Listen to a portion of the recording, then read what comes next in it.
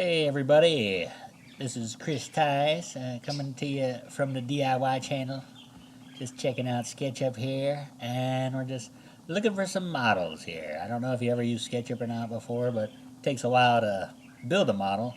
So it's a lot quicker if you just open up and find a model that's already done and investigate it. So we're going to look for something that we can take apart and do some measurements. So let's look up China cabinets.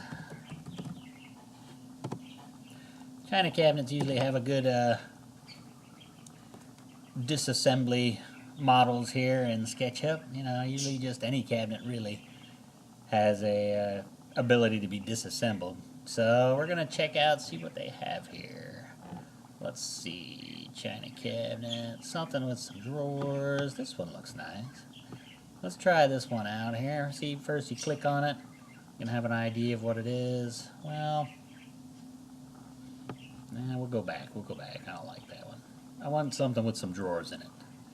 Something with drawers that we can open up, pull things apart. Let's see.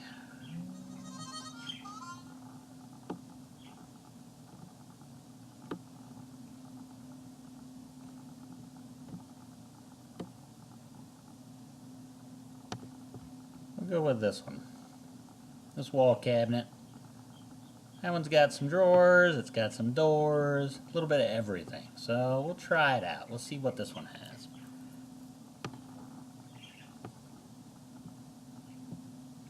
Alright, so here you can see we're moving it around. So we'll pop it right there. If you left click, once you get it where you want it, you left click. And then you come up here to the zoom that shows where it centers your project in the window. So that's a handy little feature. So now we want to see if we can open these drawers, open the doors. So what we want to do is when you click the grab, the selection button, it grabs the whole thing. So we want to double click on the upper level, and there you can see it went one in. So now we have a black dotted line where we used to have the blue. So now we click on this drawer, and it looks like it highlights the handle, it highlights the outline. So I'm thinking it probably highlighted the entire drawer. So we're going to try to pull it out. Okay, and see, the entire drawer is actually built up so that you can pull it out.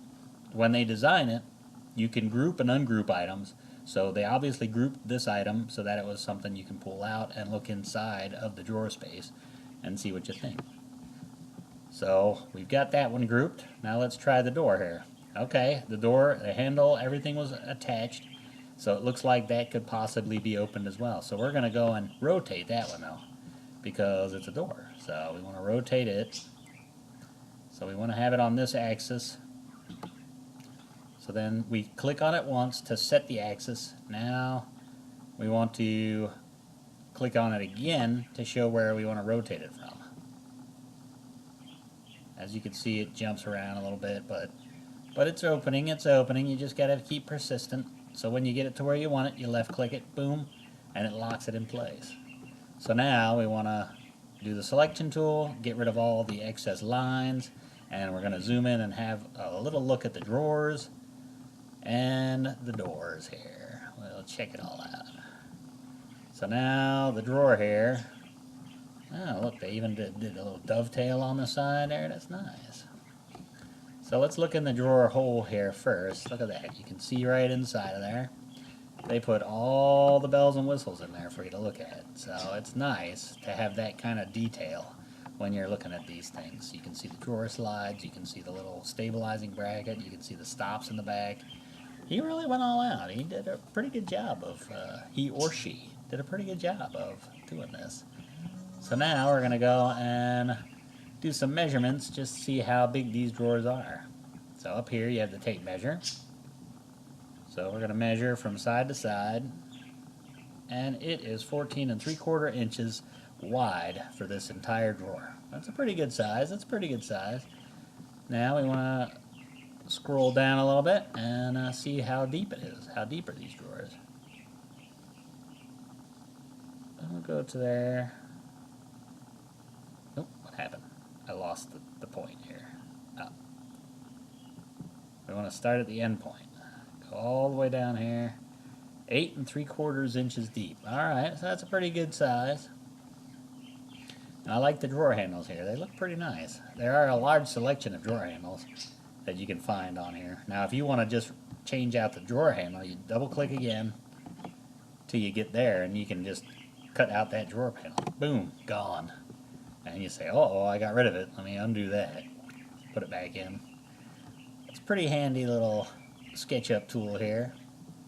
So now we're going to look inside this cabinet. Check out the drawers here. It looks like these shelves might even be able to come on out here. Looks like they're replaceable shelves. So we'll double click on there. Sure enough, yep. Those shelves will come out. The whole shelf just comes right on out. And if you move it and you don't like where you moved it from, just undo the move, boom, it'll take it right back in there. Oh, and look, there's something over here on the side that must say who created it. The Creekside Woodshop created this. So this is a nice little setup here. So we'll zoom back out, take a whole look at the gander at the whole thing. Take off all the one parts there. So now we're done with this, so we can just erase it, and it's gone. So this is fun to use. It's fun to just check out all the stuff people have drawn and just tear it apart and just kind of measure, do some measurements, and even upload your own. You can even upload your own through the 3D Warehouse. But I use the Cam Studio. It's an open source freeware that I found online. So if you have any ideas of any better screen recording equipment, I'd like to hear it in the comments, or if you have any information that you want to share on SketchUp or any other 3D drawing platform, I'd like to hear it. So thanks. I'll talk to you later.